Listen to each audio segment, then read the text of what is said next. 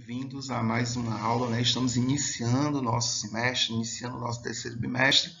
E aí espero que vocês tenham aproveitado bastante o momento de férias de vocês, tenham aproveitado a família e também tenham se prevenido, né? Embora a gente já tenha avançado bastante nas vacinas, a gente já tenha avançado bastante na redução de casos, né? Não só aqui em Horizonte, mas no Ceará e no Brasil, a pandemia ainda não acabou, então é necessário que a gente ainda tenha esses cuidados, né? Principalmente dentro das nossas famílias, né, dentro das nossas casas. Como a gente está agora numa medida mais de flexibilização, é comum a gente estar saindo, né, de casa e retomando para casa. Então, nesse meio tempo, o vírus também pode entrar dentro da sua casa, né? Então, ao sair, por favor, usem máscaras, tá? Evitem contato físico, mantenham o distanciamento social. Então, para você que é da Escola Maria Pinheiro da Silva, para você que é da Escola Maria José de Souza, para você que é da Escola Marina Ferreira de Almeida, sejam muito bem-vindos ao nosso semestre, sejam muito bem-vindos às aulas de artes e para esta turma, as turmas do sexto ano, a gente vai começar falando sobre processos criativos em dança. Esse material vocês vão encontrar no livro didático de vocês, tá? Nesse livrinho aqui, a partir da página 74, né? Então, a gente começa a nossa unidade 3, tá bom? Então, para a gente falar de processos criativos, né, em dança, é interessante a gente começar a pensar um pouquinho o que é dança, né? Como que a dança surge? Como que a dança se movimenta, né? Como que a dança está presente, né, dentro das nossas vidas, né? E aí a gente já começa com um questionamento para vocês. Você já parou para pensar na relação que existe entre os nossos movimentos e as coisas que estão ao nosso redor? Né? Então, vamos pegar aqui o exemplo dos animais. Né? Assim como no mundo animal, os movimentos também estão muito ligados aos nossos. Né? Então, existem animais que têm asas, né, que é como se fossem os nossos braços, as nossas mãos, né, as pernas. Outros animais são mais rápidos, outros animais são mais lentos, né? Então, essa sincronia que existe entre o movimento e as nossas funções, né, do dia a dia são, óbvio, funções que são inerentes à condição e de cada espécie, né? Então, um animal ele vai se mover de uma forma, o ser humano ele vai se mover de outra forma, né? Mas tudo que está ao nosso entorno, ele é pensado, ele é planejado de acordo com os nossos movimentos, né? Então, se você pega um controle remoto e você vai acionar uma TV, vai acionar um equipamento, então ele é anatomicamente preparado para que ele se encaixe na nossa mão e a gente consiga acionar os botões, né, acionar os controles. Se você vai assistir a TV, né, hoje as TVs elas já têm uma curvatura que é para dar essa sensação de que não existe uma barreira, né, física plana, né? Existem hoje, inclusive nos cinemas, principalmente em algumas TVs, os aspectos tridimensionais, né, em 3D, então você consegue perceber os objetos e as coisas em 3 dimensões. Né? Então, as coisas que estão no nosso entorno, elas são pensadas de acordo com o nosso movimento. Uma cadeira, um sofá, a cama, a TV, tudo é pensado de acordo com como nós movimentamos o nosso corpo. Não é isso? Então, se a gente pensa nisso, como é que na arte, né, essa relação ela vai se mostrar, né? Existe alguma relação, né, entre o movimento, o nosso movimento e algum componente artístico? Claro que sim, né? Então, se a gente vai pensar, por exemplo, nas artes plásticas, existe desde a representação, né, da forma como o artista, o pintor, representa o movimento, como também a movimentação do artista, né? Então, se ele vai dar um traço com mais leveza, se ele vai dar um traço com mais precisão, ele precisa se movimentar de uma forma mais sutil, né? Então, na arte, ela existe assim, nessa figura que vocês estão vendo, é uma figura que está inclusive no livro de vocês, né, na página 74 e na página 75, né, que é de um espetáculo de dança. Esse espetáculo chama-se Pé no Vento, Cabeça no Chão, da companhia REC, né, do Rio de Janeiro. E aí percebam como que o corpo do bailarino, né, que está aí de pijama amarelo, se encaixa, né, nos pés suspensos dos outros bailarinos. Quem tiver oportunidade, tem alguns trechos dessa apresentação no YouTube, vocês bastam né, entrar lá e pesquisar, não é isso?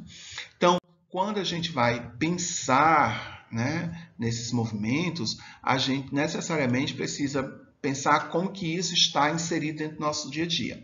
E aí existe uma série de equipamentos, de instrumentos, de programas, de aplicativos que nos impulsionam, inclusive, a dançar, a fazer esse movimento. Aí, o primeiro que aparece aí é o TikTok, né? Então, eu tenho certeza que você já deve ter assistido alguma coisa no TikTok, Kawaii, algum aplicativo assim, né? E aí é muito comum ter as modinhas, né, das danças nesses aplicativos, né? Então, a gente acaba fazendo essa representação, mesmo que não sejamos, né, bailarinos, dançarinos, mas a gente acaba fazendo essa representação e transpondo isso através das redes sociais, né? Então, você vai ter o TikTok, né, que você pode ter dançado. Não, professor, eu não uso TikTok, eu sou da igreja e tal, mas na igreja também você utiliza muito a dança, né? Então tem os ministérios de dança dentro das igrejas evangélicas, tem os grupos, né, de catequese dentro da igreja católica, tem as baias, as gírias, quem é das religiões de matriz africana. Então, em cada local que você esteja, seja, a gente já viu, rede social, né, a dança vai estar presente, esses movimentos, os movimentos corpóreos vão estar presentes. A gente tem a presença física, né, através dos coletivos, grupos de dança, ministério de dança, seja ele qual for, né? E também na manifestação cultural, né, brasileira. E aí eu coloco um exemplo bem prático, que é o exemplo da quadrilha junina, que é algo bem presente, né, na nossa vida, no nosso dia a dia. Então, vejam como a dança ela se insere em todos os aspectos da nossa vida, seja ele na rede social, seja ele nos nossos movimentos coletivos, né, dentro daquilo que a gente se aproxima ou que é mais próximo da gente, né, a igreja, a família e tal, ou dos movimentos culturais, né? Os movimentos que são mais genéricos e que acabam também, não deixam de ser também, quer dizer, um movimento social. Né? Então a gente traz aí o movimento junino. Mas existem vários outros, né? As bandas que nos impulsionam, os shows, que quando vocês estiverem de maior, talvez estejam indo. Né? Então todos esses movimentos, todas essas forças coletivas ou individuais, elas são unidades de disseminação da dança, né? Unidade de disseminação dos movimentos corpóreos, né? E aí, no nosso dia a dia, né? O seu dia a dia, pense no seu dia a dia. Será que o seu dia a dia ele inspira dança? Né? Quando você acorda, ao você se espreguiçar, dá uma vontade de dançar, de dizer bom dia, né? De olhar para as pessoas e dizer que bom que você está aqui. Às vezes não dá, né? Quando a gente amanhece o dia é um pouco chateado. Mas no nosso dia a dia, assim, quando você está varrendo a casa, inspira dança? Quando você está jogando bola, por exemplo, algum movimento daquele, ele pode ser considerado um movimento da dança? Então, assim, existem muitos movimentos dentro do nosso dia a dia que eles podem, sim, né, ser movimentos pautados, né, na representação corpórea. E eles podem, sim, inspirar danças, né, inspirar movimentos. Isso é bem interessante. Então, vamos pensar assim agora, né, na nossa atividade. Vocês vão pegar lá na página 75, aí vocês vão responder 3 questões. Ela também está disponível aqui no grupo do WhatsApp, tá? Então, a primeira questão é: qual a relação que pode ser feita entre os movimentos que realizamos no cotidiano e os processos de dança? Então, justamente essa conversa que eu estou tendo com vocês, né? Quais são esses movimentos que a gente pode fazer que pode se relacionar com a dança, né? O movimento de levantar, de deitar, de subir, de sentar, né, de se ajoelhar. Então, existem diversos movimentos que podem, né, fazer essa relação. Então, você pode produzir um textozinho curtinho, tá, de um parágrafo. A B vai perguntar se você já criou ou participou, né, da criação de uma dança. Então, se você já fez isso em casa, para o TikTok, para o Kawaii, se você já fez isso na igreja, no seu grupo, no ministério de dança, ou na catequese, ou onde você tenha participado, se você já teve um grupinho de dança com seus amigos, seus colegas, né, então você também vai pensar nisso, tá bom? E a C vai dizer o seguinte: entre as ações que realiza, né, em seu cotidiano, quais você acredita que poderiam inspirar movimentos de uma dança?